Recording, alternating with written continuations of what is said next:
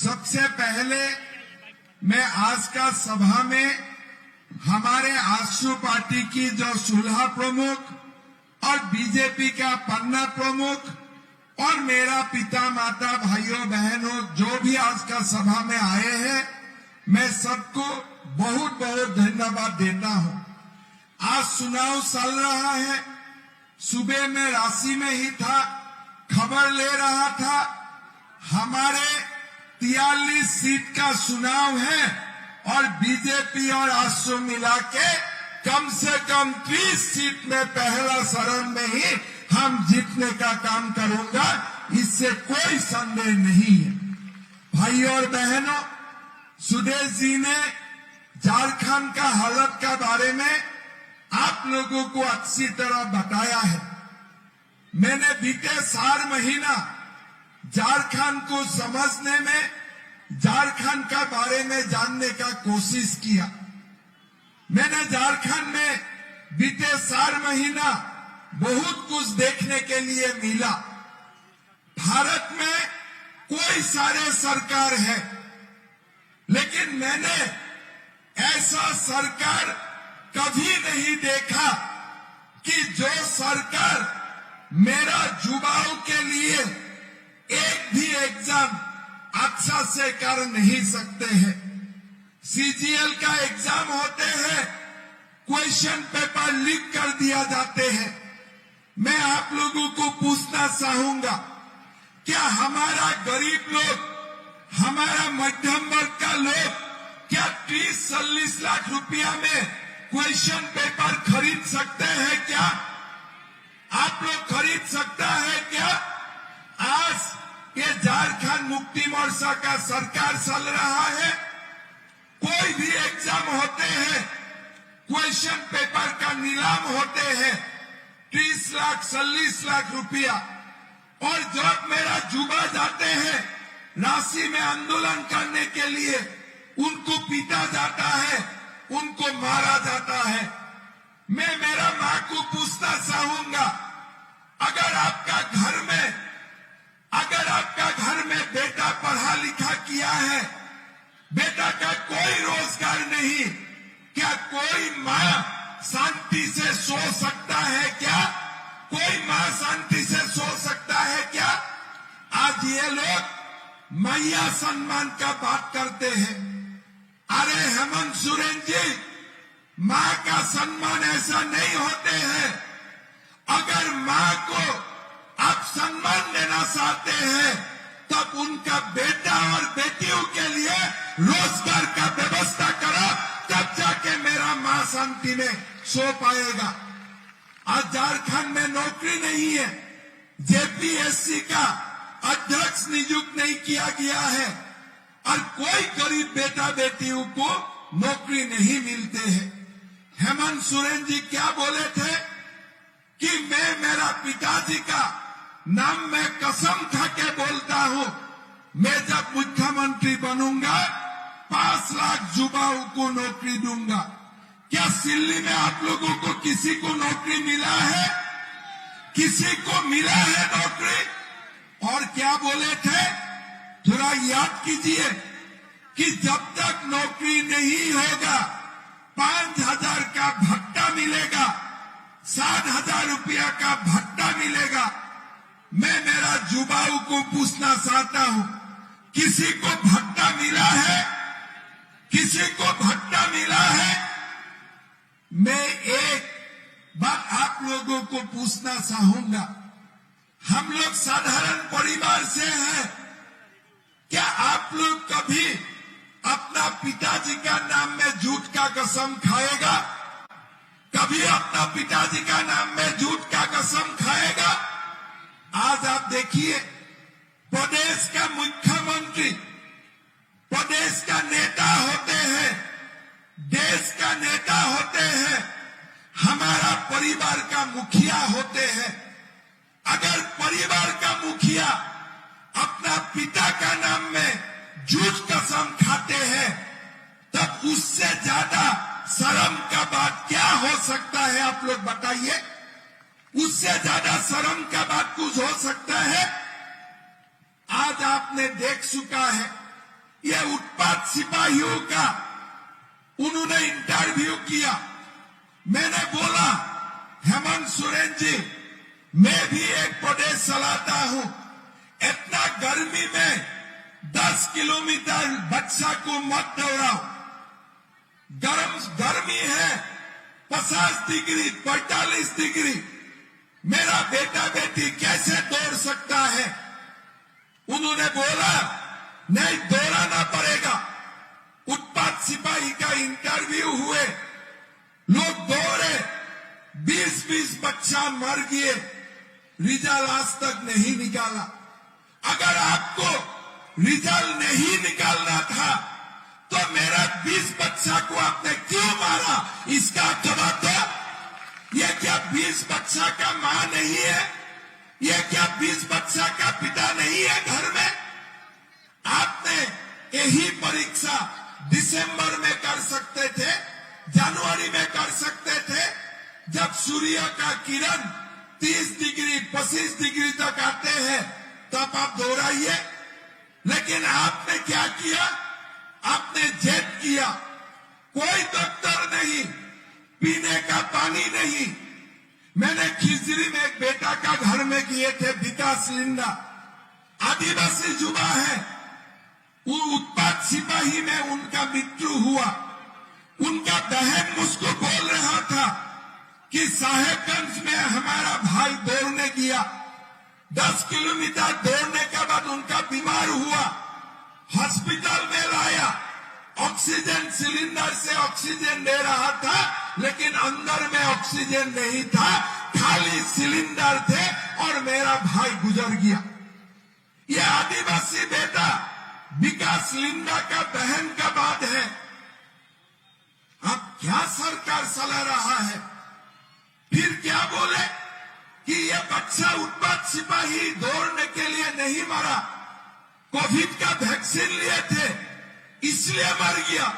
अरे हेमंत सोरेन जी, कोविड का वैक्सीन तो आप भी लिए थे, ये बात बताओ। अगर आप स्वस्थ थे, आप हेल्थी है, तो मेरा बेटा का क्या कसूर है उसमें? आज आपने जेट करते हो, युवाओं का ऊपर आपका कोई प्यार नहीं है। आप युवाओं को नौकरी नहीं दिया, युवाओं को आपने भत्ता नहीं दिए, और जब युवा अपना अधिकार मांगने के लिए कोशिश किया, आप वो लोगों को पीटा, आप वो लोगों को मारे पीटे। मैंने ऐसा सरकार जिंदगी में नहीं देखा। सुदेश जी बोल रहे थे, आज आपका स्कूल में शिक्षक नहीं है और झारखंड में 1.5 लाख शिक्षक का पोस्ट खाली पड़ा हुआ है, 3 लाख नौकरी खाली पड़ा हुआ है। बीजेपी और एनडीए सरकार, आसू का सरकार आएगा, हम पहला साल में ही 1.5 लाख नौकरी देने का काम करूंगा, ये हमारा वादा है। और ऐसे नौकरी नहीं दूंगा बिना खर्ची, बिना पर्ची। हमें कोई पैसा का जरूरत नहीं है, मोदी जी को कोई पैसा का जरूरत नहीं है, सुदेश महतो का कोई पैसा का जरूरत नहीं है। हम गरीब का बेटा को नौकरी देने का काम करूंगा, हम मैया का सम्मान करने का काम करूंगा, ये हमारा वादा है। भाइयों और बहनों, मैंने बहुत सरकार देखा, सबका इस्तेमाल नहीं करना चाहिए, लेकिन फिर भी मैं करता हूं। एक 420 सिस्टम चल रहा है। आज सुदेश जी ने बताया, मैया सम्मान 3 महीना से 1,000 रुपया मिल रहा है, लेकिन ये पैसा कहां से आया है? मेरा बुजुर्ग का पेंशन आज 6 महीना से बंद है। एक बुजुर्ग का पेंशन मैया सम्मान कर रहा है, घर में सास और बहू के बीच में झगड़ा लगा के रखा है। सास का पेंशन बंद और बहू का मैया। अगले बार क्या करेगा? मैया बंद करके सास को पेंशन देगा, सास का पेंशन बंद करके मैया सम्मान करेगा। अरे भाई, ये कहां से विक्रमवादी सीखे हैं अपना? ऐसा सिस्टम आप कहां से सीखे हैं? सास ससुर को 1,000 रुपया का पेंशन नहीं मिल रहा है, विधवा जन को पेंशन नहीं मिल रहा है, और कल्पना जी मैया सम्मान करके घूम रहा है। अरे आप थोड़ा तो सोचिए, बुजुर्ग बिना पेंशन कैसे चल सकता है? आज हम लोगों ने वादा किया हो बुजुर्ग का पेंशन हम लोग 2,500 रुपया करेगा, और गोगो दीदी में मैया को भी 2,100 रुपया एक साथ देने का काम करूंगा। एक ही घर में बुजुर्ग का अकाउंट में 2,500 रुपया जाएगा, और मां का अकाउंट में, एक बहू का अकाउंट में 2,100 रुपया जाएगा। कोई झगड़ा नहीं, सास और बहू दोनों मिलके एक साथ दुकान जाएगा सामान खरीदने के लिए। ये बीजेपी और आजसू का ये वादा है। भाइयों और बहनों, आपको याद होगा ये सरकार ने क्या बोले थे कि बहू और बेटा का शादी होने का समय में सोने का सिक्का मिलेगा।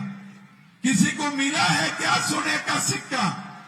किसी को मिला है क्या सोने का सिक्का? और क्या बोले थे कि जब तक सोने का सिक्का नहीं मिलेगा तब तक 51,000 रुपया मिलेगा, या तो सोने का सिक्का मिलेगा। किसको 51,000 रुपया मिले? किसी को मिले सोने का सिक्का? किसको मिले? किसी को नहीं मिला। सारे सिक्का जेएमएम का दलाल लोग खा गया। पूरा देश का हमारा झारखंड का जितना सोने का सिक्का है ये सारे जेएमएम का दलाल लोग खा गया है। गरीब से छीन छीन के ये लोग आज ये लोग अपना पैसा कमा रहा है। क्या बोलते हैं? आबुआ आवास दूंगा। बताइए, बिना बालू आवास बन सकता है क्या? बिना बालू आवास बन सकता है क्या? आज झारखंड में किसी को बालू नहीं मिलते हैं। बालू का दाम झारखंड में सोने से भी ज्यादा हो चुका है। आज अगर गरीब को बालू नहीं मिलते हैं तो आवास कैसे बन सकता है? और आवास का नाम में एक एक गरीब परिवारों से ये लोग 30,000 40,000 रुपया उठाया। ये बाबू लोग और जेएमएम लोगों ने दलाली किया कि नहीं किया? 30,000 40,000 रुपया देना पड़ता है कि नहीं पड़ता है एक आबू आवास के लिए? बताइए, आप लोग खुद बताइए। बालू मिलते हैं आप लोगों को? बालू मिलते हैं? बिना बालू मकान बन सकता है? आज हमारा बीजेपी का सरकार आएगा, आजसू का सरकार आएगा, हम झारखंड का गरीब परिवारों को बालू मुफ्त में देने का काम करूंगा। ये हमारा वादा है। भाइयों और बहनों, 21 लाख प्रधानमंत्री आवास योजना का हम लोग मकान बनाएगा। हमारा माँ और हमारा बहन को गैस का सिलेंडर हम लोग 500 रुपया में देने का काम करूंगा, और साल में 2 गैस सिलेंडर हम लोग बिना पैसा में देने का काम करूंगा। ये भी हम लोगों का वादा है। सुदेश जी ने लैंड पासबुक का बात बोला है। असम में ये लैंड पासबुक बनने का काम हमने शुरू कर चुका हूं। जब जमीन का अधिकार आराम से हस्तांतर होते हैं, घर में कभी झगड़ा नहीं होते हैं। मैं सुदेश जी को धन्यवाद देता हूं कि आपने अपना क्रांतिकारी आइडिया आपने अपना घोषणा पत्र में शामिल किया है।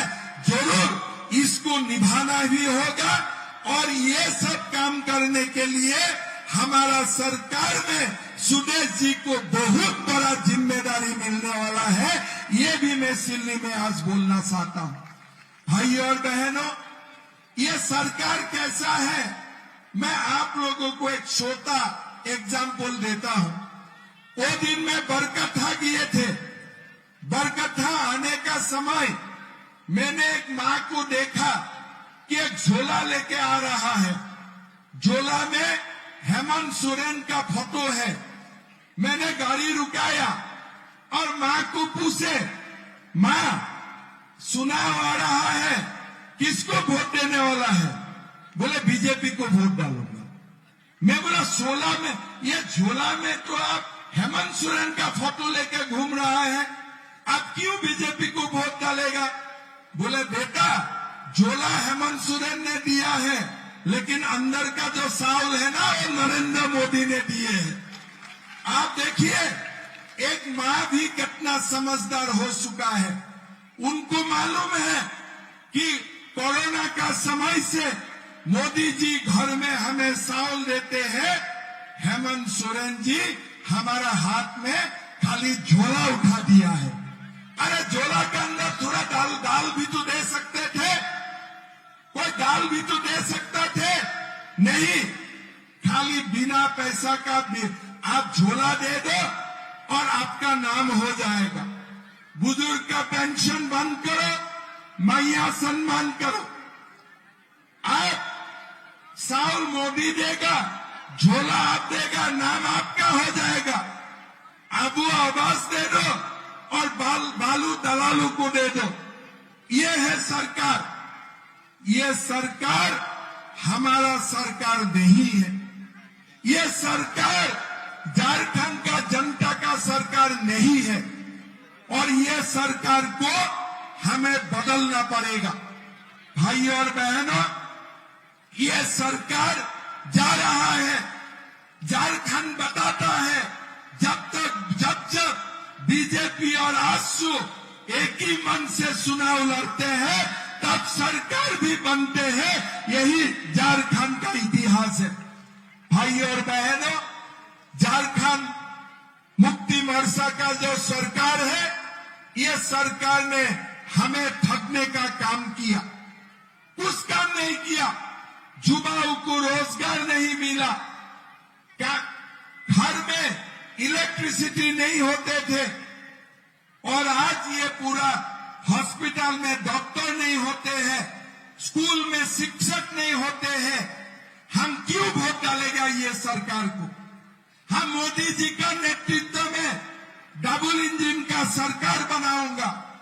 अगर उड़ीसा सरकार धान खरीदने में 3100 रुपया दे सकता है क्विंटल, अगर छत्तीसगढ़ सरकार धान खरीदने में 3100 रुपया क्विंटल दे सकता है, तो झारखंड सरकार भी, बीजेपी और आजसू सरकार भी आप लोगों से धान खरीदेगा और 3100 रुपया देने का क्विंटल में काम करेगा। ये भी हमारा वादा है। भाइयों और बहनों, कोई सरकार जनता से अलग नहीं चल सकता है। जो सरकार जनता का पीड़ा नहीं समझते हैं, ये सरकार जनता कभी भी अपना नहीं मानते हैं। मैं आप लोगों का पीड़ा समझता हूं। घर में युवाओं का नौकरी नहीं है, गांव में विकास नहीं है, घर में इलेक्ट्रिसिटी नहीं है, लेकिन साथ में एक बात पूरा दिल से बताइए, सहारा का पैसा किसका किसका फंसा हुआ है? सहारा में किसका किसका पैसा फंसा हुआ है? हाथ उठाइए, पूरा हाथ उठाइए। बाप रे! आप लोगों को एक मैं खुश खबर बताना चाहूंगा। सुदेश जी और मैं गृह मंत्री जी को मिलने गए थे। हम लोगों ने गृह मंत्री जी को बोले थे कि आप जब राशि में आएगा, सहारा का बारे में आप कुछ बताना पड़ेगा।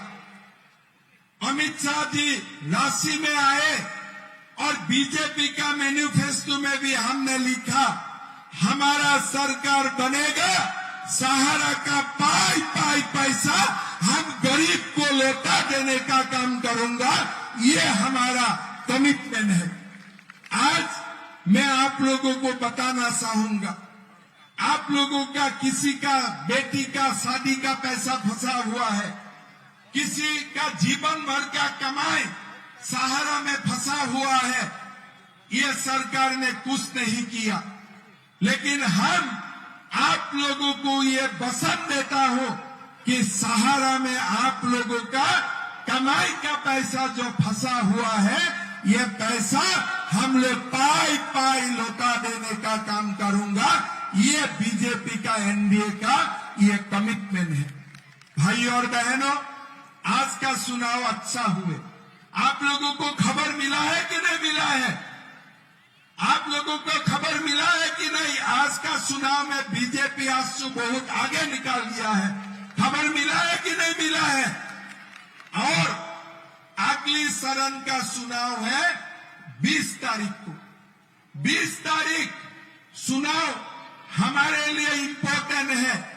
हमें बढ़त बनाना है, जितना हो सकता है आगे निकालना है। सिल्ली में तो सुदेश जी जीतेगा ही जीतेगा, लेकिन इस बार 1 लाख का ऊपर वोट से जीतना पड़ेगा। जिताएगा कि नहीं जिताएगा? जिताएगा कि नहीं जिताएगा? मैंने देखा 2009 में सुदेश जी 40,000 वोट मिले थे। 2019 में 80,000 हुए और 2026 में उनको 1 लाख वोट जरूर मिलना चाहिए। मिलेगा कि नहीं मिलेगा? पक्का मिलेगा। मैं आप लोगों का ओर से सुदेश जी को बोल सकता हूं कि सुदेश जी, इस बार अब 1 लाख से भी ज्यादा वोट मिलेगा। सब रेडी? पूरा मिलेगा? तो मेरा साथ बोलिए, भारत माता की, भारत माता की, नरेंद्र मोदी, नरेंद्र मोदी, सुदेश महातो, सुदेश महातो। एकदम 1 लाख वोट जरूर मिलेगा। सुदेश जी पक्का है, सब आपको वोट देगा ही देगा। सुदेश जी के लिए ताली, बढ़िया एकदम जोर से ताली लगाइए, पूरा जोर से। उनका गुण हेमंत सोरेन का घर तक जाना चाहिए। जोर से ताली लगाइए। बहुत बहुत धन्यवाद। जय हिंद, वंदे मातरम।